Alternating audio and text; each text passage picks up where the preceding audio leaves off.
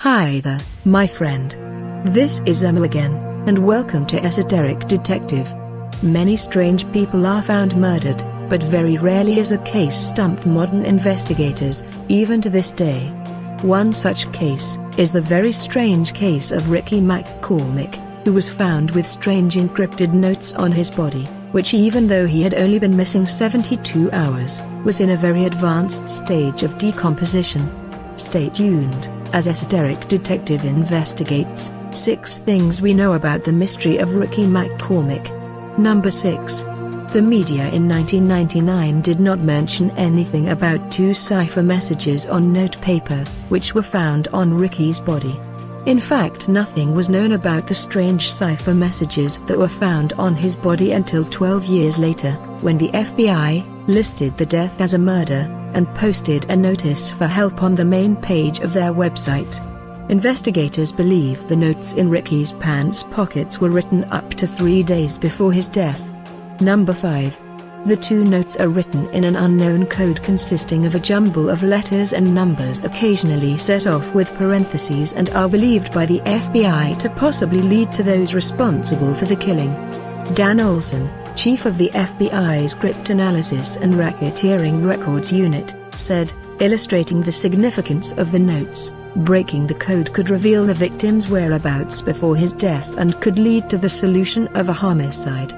Attempts by both the FBI's Cryptanalysis and Racketeering Records Unit and the American Cryptogram Association failed to decipher their meaning, and Ricky's encrypted notes are currently listed as one of FBI's top unsolved cases, with Ricky's killer yet to be identified. Number 4. His body was most likely brought to the location where it was found.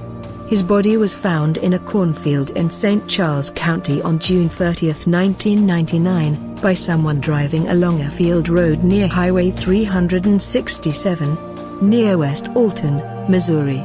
To this day, it does not make sense that he would travel to the location by himself, since he had no car, and he suffered from very poor health, including heart and lung problems. There was also no source of public transportation near the field. No bus or train service. So if he traveled to the location by himself, then someone else drove him there, to the middle of nowhere. That person, who drove Ricky to that location, was the last person to see Ricky alive. Number 3. The death was not labeled a homicide until 12 years later. The reason why it was not labeled a homicide at the time, was the police could not find any indication that anyone had a motive to kill Ricky, and no one had reported him missing. However, one question we might want to ask is, why is Ricky's death a homicide now? Do the FBI know something they are not telling the public? Have other bodies been found with strange codes upon them? At the moment, the FBI is not saying anything, and have not stated a true reason why Ricky's death has now been ruled a homicide. But logic would surmise that they know something key to Ricky's death that they are not telling the public. Some piece of new evidence. Number 2. The last place that Ricky had been seen alive was 5 days earlier, on June 25, 1999, at the St. Louis Forest Park Hospital, where he was getting a checkup. No one knows what happened to him or where he went over the following days once he left the hospital, before his body was found. There is no information that he went anywhere. It was like he left the hospital and vanished, and then next was found in the cornfield, dead, with the strange cryptic notes on his body. Number 1. Ricky's family members say Ricky could not have written the code found in his pockets. They say they told investigators he simply did not have the capacity to craft the notes found in his pockets. His mother said the only thing he could write was his name. He didn't write in no code.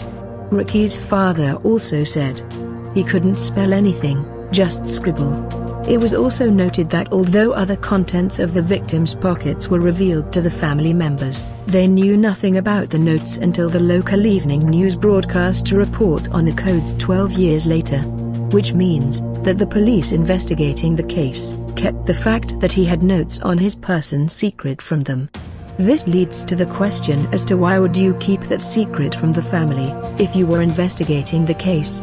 Would you not try and ask the family why he would have such notes on him, And if you knew anything about him writing such notes, would you not ask if he had an interest in cryptography? Could there be much more to this story that we know about? Have the police released all the information? If they were going to hide the codes from the family for so long, are they hiding something else? Has there been more codes found at other unsolved murders? Is that why Ricky's death was changed to a homicide 12 years later? And if Ricky did not write the notes, then who did? It is well known that there are famous cases of killers using strange codes as clues for investigators, often taunting them. Maybe this is one such case. If so, no one is close to solving the strange codes yet. What do you think is happening? Do you think the police have more to hide? Let me know in the comments section. In the meantime, stay tuned and subscribe to Esoteric Detective to keep up to date with the strange and unusual. And please give a thumbs up if you liked the video. Until next time. Goodbye my friend.